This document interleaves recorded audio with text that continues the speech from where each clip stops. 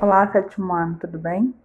Olha só, a atividade continua a mesma, porque nós continuaremos falando sobre porífero, tá bom? Então, as outras duas atividades sobre quinidários. Então, nós iremos terminar sobre poríferos para depois ir para quinidários. Não tem como a gente dar um passo além da nossa perna, né? Pessoal, então, como nós falamos na primeira aula, nós falamos sobre reprodução dos poríferos. Lembrando que os poríferos, eles têm, né? Olha aí, nossos poríferos são as famosas esponjas do mar. Eles têm dois tipos de reprodução, sexuada e assexuada.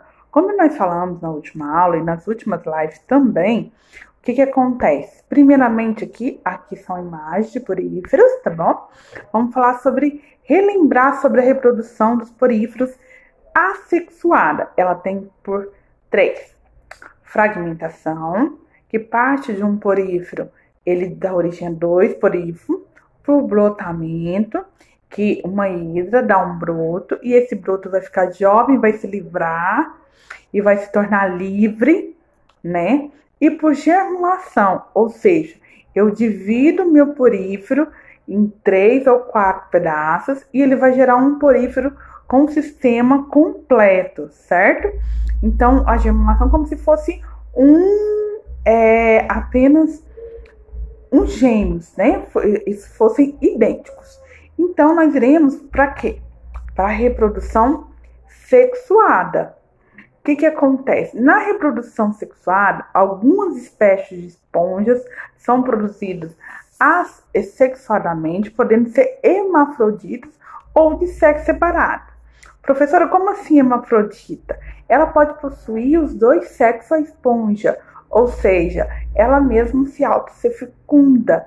Então, nós chamamos isso de hermafrodita.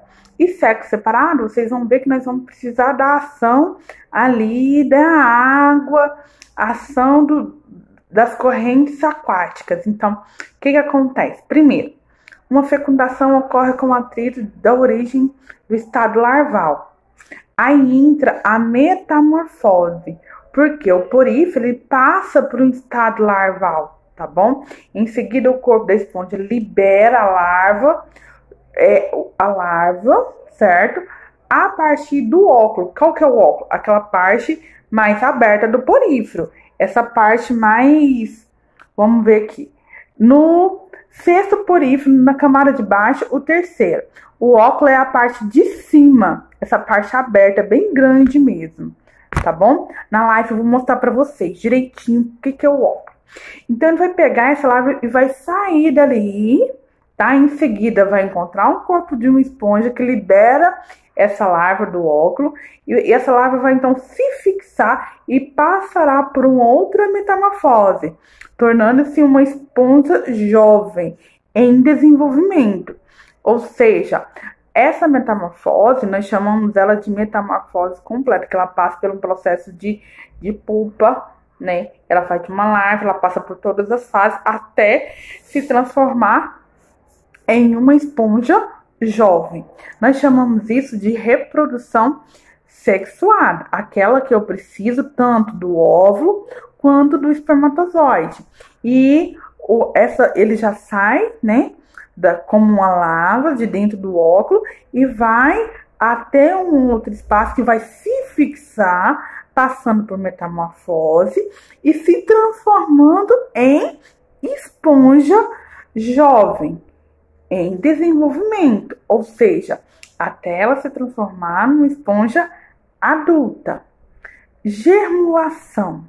A germinação aí se dá com a ocorrência da formação da cápsula, ou seja, nesse caso é quando ela está se tornando adulta e os amebócitos que são revestidos por esponjas, ele vai o quê? Ele vai tomando o formato. Tá na fase larval, os amebócitos vai formando a estrutura chamada gêmula, ou seja, ela vai resistente, ela vai se tornando resistente e sobrevivem até encontrar ambiente propício para começar o seu desenvolvimento. Ou seja, os amebócitos, eles vão formando o formato dela, da esponja, a gêmula, tá bom? E essa gêmula vai formando toda a estrutura da esponja até que ela se encontra um local que ela lembra, ela passou da fase larval, os amebócitos vai revestindo a esponja, tornando ela resistente, a sua estrutura resistente, até ela encontrar um local para se fixar definitivamente e começar o seu desenvolvimento.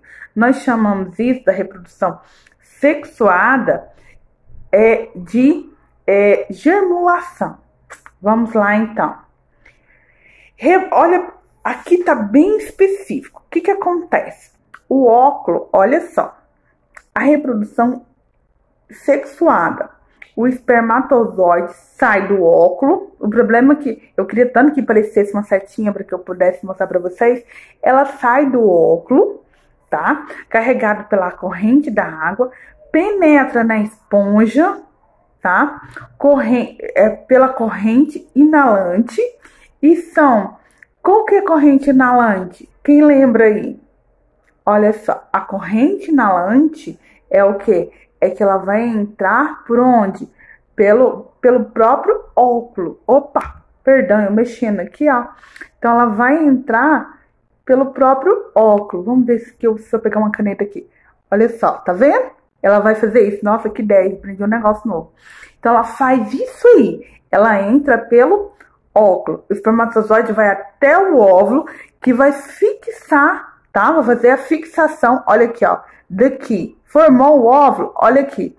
A larva, ó. Larva, sai daqui, olha aqui, ó. Ela aqui, ó. Então, a larva são amebúscula, tá bom? Se fixando. Quando ela se torna um pouco mais adulta, ela vai achar um local, vai se fixar para que ela se torne uma esponja adulta. Eu espero que vocês tenham entendido dessa forma que eu risquei com a canetinha aí, tá bom? Então, isso aí é o que? É a reprodução sexuada das esponjas, tá bom? Lembrando que, primeiramente, ela vem no processo de germulação. Opa! Ela vem num processo que nós chamamos de, vamos lá, germulação, tá? Então, esse processo que vai fazer todo o processo da reprodução que é sexuada, compreendido? Então, vamos um pouco mais à frente. Sistema digestório dessa bonita aí. Cada conós possui um flagelo, ou seja, como se fosse um rabinho, como se fosse isso aqui, ó. Opa, desculpa. Vamos lá, deixa eu ver se aparece a minha canetinha. Como se o coanócito tivesse isso aqui, ó, tá bom? Então, o coanócito, ele vai fazer como se fosse um flagelo para poder flutuar, para ele poder nadar ali. Então, os poríferos são filtradores, ou seja, os coanócitos, ele vai filtrar a água que penetra por onde? Pelo seu corpo, pelos poros, lembra? Retira o oxigênio e o alimento, tá bom? E esse flagelo, ele vai fazer a movimentação da água dentro da esponja. O coanócito, ele vai absorver isso aí. Ele vai absorver todo esse processo. Ele vai pegar todo o nutriente orgânico, todo o oxigênio que ele necessita e vai fazer com que as esponjas, o quê? Elas se alimentam. Ela faz o processo de respiração. O que não necessita, olha só, a água com resíduo do metabolismo, ou seja, o que ela não precisa é eliminada por onde? Pelo óvulo. Agora que eu descobri esse negócio, eu vou te mostrar o que é o óvulo na primeira imagem aqui. Olha aqui. Vamos lá. Olha aqui onde é o óvulo, ó. Tá vendo? Essa parte que eu circulei aí é o óvulo. Então, esse daí é por onde é eliminado os resíduos que eu não necessito aonde? Aqui, ó. Depois que eu consumi todo o ambiente por meio de abertura do óvulo. Então, tudo que eu precisava, que eu peguei pelos meus poros, os coanócitos absorveu, a matéria orgânica, o oxigênio, eu eliminei ali o que eu não precisava daquela matéria orgânica e eliminei junto o gás carbônico. Quem é responsável por eliminar isso, gente? Oxi, Vamos lá. Canetinha abençoada. É o óculo. Então, ele é responsável por eliminar. Então, aquela parte que eu circulei no slide lá na frente, ele é responsável por quê? Por eliminar os resíduos que eu não necessito mais da esponja. Então, o sistema digestório dela é incompleto, porque ela absorve os nutrientes pelos poros, porém ela elimina tudo por onde? Pelo óculo. E por ali também nós temos o quê? Lembra lá da reprodução sexuada? A entrada de espermatozoide, que é no processo larval, onde vai até o óvulo para poder fecundar e formar uma nova esponja. Lembrando que as esponjas possuem dois tipos de reprodução, sexuada e assexuada. A sexuada eu não preciso de um parceiro, eu tenho por fragmentação, por germinação e tenho por brotamento, né? E sexuada eu preciso, ela pode ser hermafrodita ou uma pode doar para outra, certinho? Ou troca de espermatozoide e óvulo, ok? Vamos lá, olha só que legal isso aqui. Eu achei bom essa parte aqui pelo seguinte. Deixa eu apagar aqui. Olha só, destaca as espículas, olha só, de calcário e silica, formando variáveis de rede de proteínas chamada espongina. Lembra que a espongina, eu acabo o quê? Eu encontro ela tanto na água doce quanto na água salgada. O que eu ainda achei bom dessa imagem é o seguinte, que os pocitos, que são os poros, olha, eles são ampliados. Deixa eu pegar a canetinha aqui, ó. Os pocitos, que são os poros, eles são ampliados. Então, você vê bem onde é. Esses poros é onde o quê? A entrada de quê? De água. Essa água eu vou ter lá dentro os meus nutrientes que eu preciso, matéria orgânica. Depois eu tenho a célula da epiderme, que não é a pele da esponja, mas é onde eu tenho o quê? A absorção de nutrientes.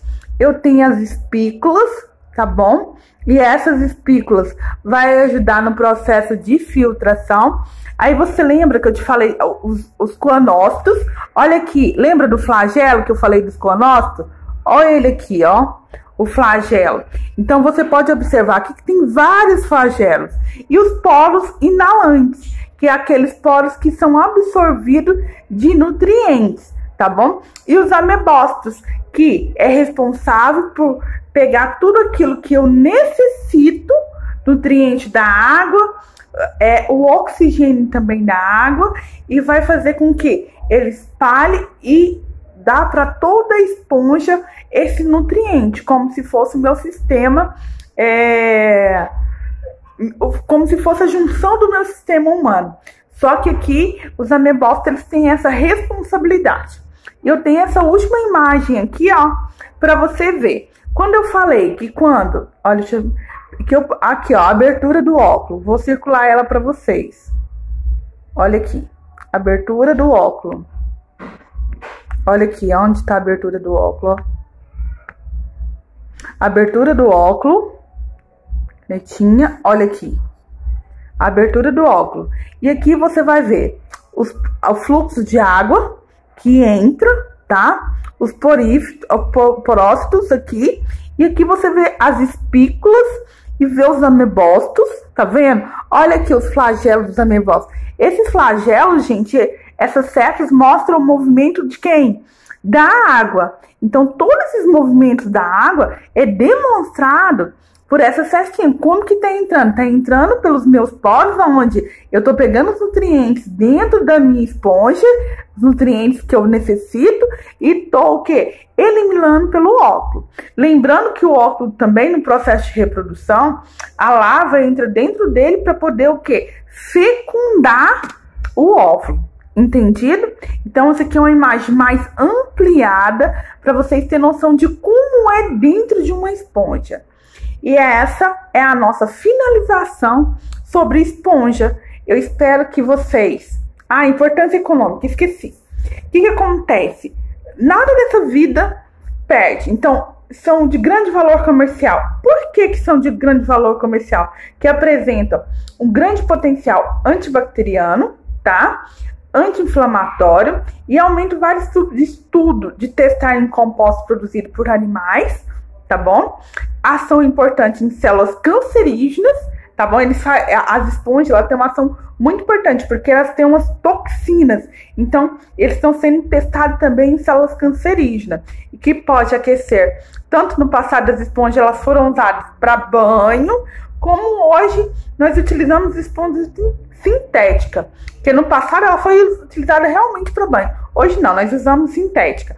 Porém, agora ela é mais importante na parte científica, ou seja, para estudos, tá bom?